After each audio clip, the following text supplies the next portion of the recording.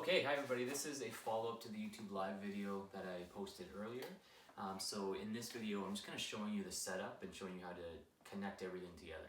So in the previous video, we talked about kind of why you might want to do this. Some of the main goals were using your existing content, your existing lecture notes, and bringing it to an online version potentially. In the setup that you're used to and having a podium in front of you and a screen behind you and students asking questions or having discussion as you're going on. So this video is to show you kind of physically how to set everything up. The other video that I've already posted walks you through kind of why you might want to do it, and then I'll post a third one to show you what the screen actually looks like. So I'm here in my basement, kind of hanging out, trying to put this all together.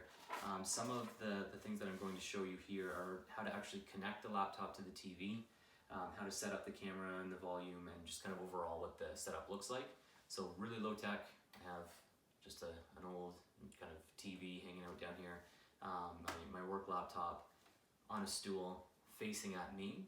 So what I'm going to do first is just a regular old HDMI cable plugged into the TV, and then I'm going to plug it into my laptop, and this should get going there. So this duplicates my screen right now. What you're going to want to do is, you don't want these screens duplicated, you want the screens extended. So what you're looking at is a different screen than what's on the screen behind you.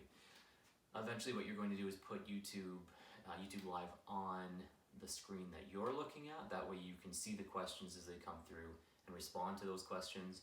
And the PowerPoint or your slide deck is going to be on the screen behind you. Ideally, you would also post those slides to Blackboard or somewhere else that the students can access as they're following along in real time. We'll also look at how to save the video for later on in case people weren't able to be there in real time, but they want to access it after the fact. So I just plugged in an HDMI cable to my TV and set it to the right input. Then from my actual laptop, you can right click on the desktop, go to display settings, and because I have two displays, I have the screen on the laptop itself and the screen behind me. Now I can, instead of duplicating the displays, if you go down to multiple displays, you want to extend the displays. So now what I could do is pull up my slides. Now I have the slides on the screen behind me and on the screen that I'm looking at. So my laptop screen, I have, for example, my YouTube Live ready to go. So in the next video, I would, setting up the camera and volume. Setting up the camera volume is really easy. Once you turn on YouTube Live, and I'll show you how to do that in a second, it will automatically turn your camera on if you allow it, and assuming that you have a webcam built into the computer itself, and there's a microphone in there as well. What I like to do is just a regular set of headphones that come with probably your phone, your cell phone. Most of them have a little microphone in them now, so I like to just plug that into the laptop and then not put them in my ear, but just kind of hang them here so it picks up the audio a little bit better. You don't need to do that, but it's an easy way to improve the audio quality. In the next video, I will show you what the screen actually looks like and some more details about YouTube Live and how to handle comments and how to post and share the video itself. Thank you.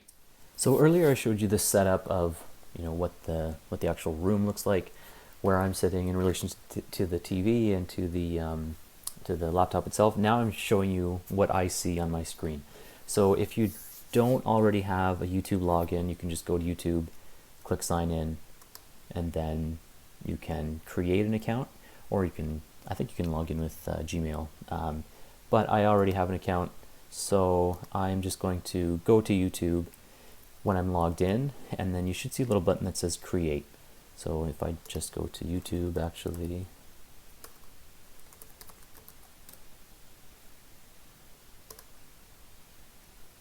So just go to YouTube. You should see a little button up here that says create a video or post. So I will create that, and I'm going to go live. So the difference between going live and just uploading a regular video is you're going to be using your webcam in this case to show in real time some kind of a video. You can save that video for later on after the fact too, but the big difference is this is real time.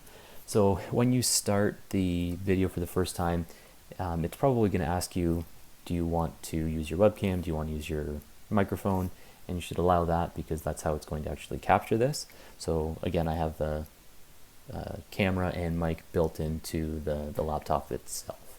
So with we're going to use a webcam. We're not going to stream this. We're just going to go webcam based on the setup that I had shown earlier in the video. Create a title. I'm just going to call this test live video. Public. I'm going to leave it as public so other people can see it. You can play around with these unlisted or private. Unlisted is if you share the link, only people with the link can see it. Public, anybody can see it. For now, I'm just going to leave it as public. You can schedule for later, so I haven't played much around with this, but you could start the video later on, but I'm just going to leave it live for now. This one is not for kids, and then I can click next. It's going to ask for a little screenshot, so that's me right now.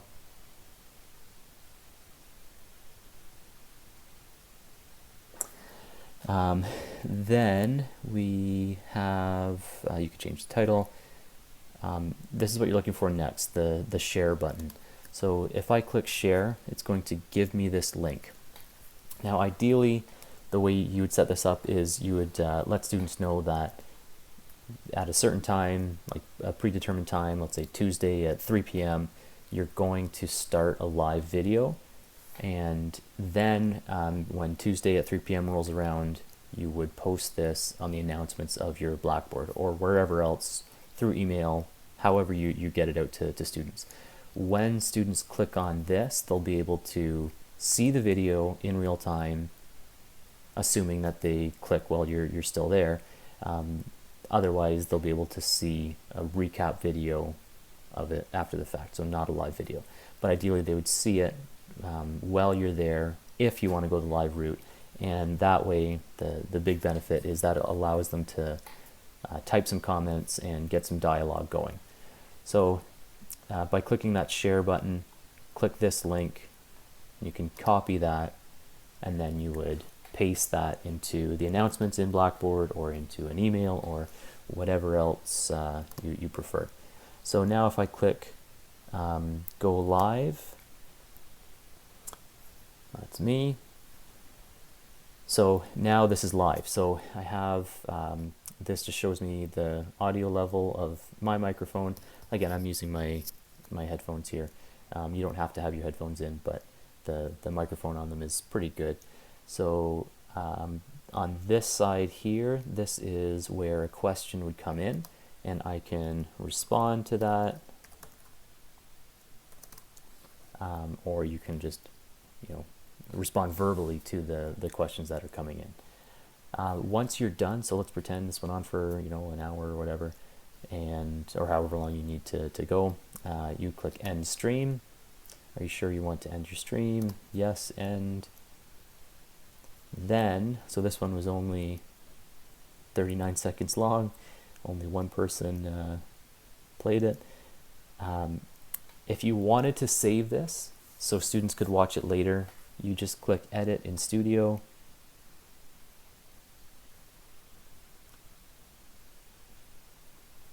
Then you can give it a title, give it a description. It's already got the thumbnail. You can save it, and then you're good to go. So if I click this link will bring me to a copy of what I just displayed live. So this is not live anymore. This is a recap of that live video that we just did.